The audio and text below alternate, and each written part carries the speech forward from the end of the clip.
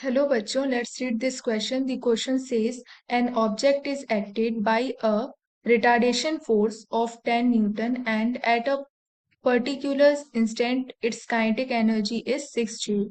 The object will come to rest after it has traveled a distance of, there are 4 options given to us. So जो हमारा की concept होगा इस question को solve करने के लिए ये होगा हमारा formula of work done that is equal to dot product of force and displacement. हम इसे लिख सकते हैं mod of f mod of s cos theta, where cos theta is the angle between force and displacement.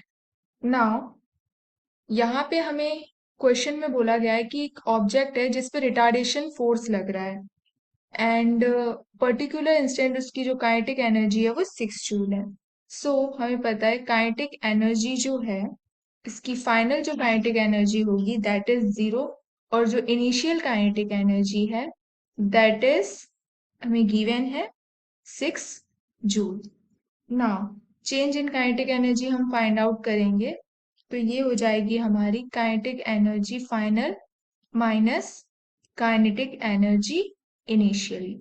सो ये हो जाएगा 0 minus 6 joule. तो यहाँ से हमें चेंज इन काइनेटिक एनर्जी मिलेगी that is minus 6 joule.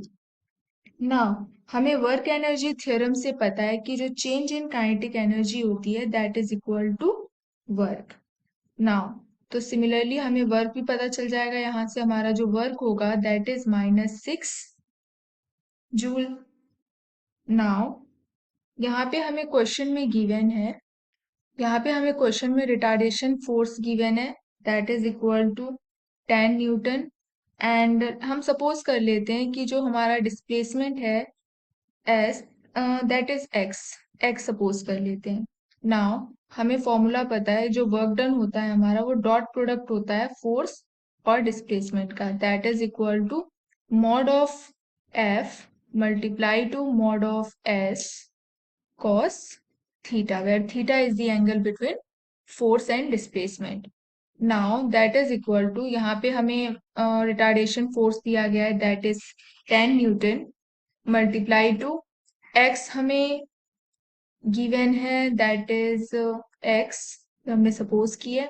Now cos theta, theta अगर हम देख रहे हैं रिटार्डेशन फोर्स और जो हमारा डिस्प्लेसमेंट होगा वो एंटी पैरेलल होंगे एक दूसरे के, तो जो हमारी थीटा होगी दैट इज 180 डिग्री.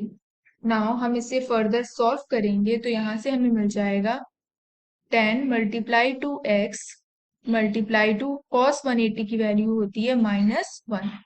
तो यहाँ से हमें ये मिल गया -10x. सिमिलरली हमें जो वर्क डन है, हमें वर्क डन हमें पता है, हमने फाइंड किया था दैट इज -6 जूल. सो हम यहाँ पे पुट करेंगे. So work done is equal to -10x. हमने इससे फाइंड कर लिया, ये हमारा इक्वेशन नंबर 2 हो गया. सिमिलरली ये हमारा इक्वेशन नंबर 1 था.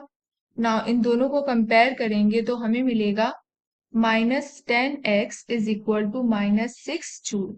तो यहाँ से नेगेटिव नेगेटिव साइन कट हो जाएगा और हमें x मिल जाएगा that is equal to 6 divided by 10.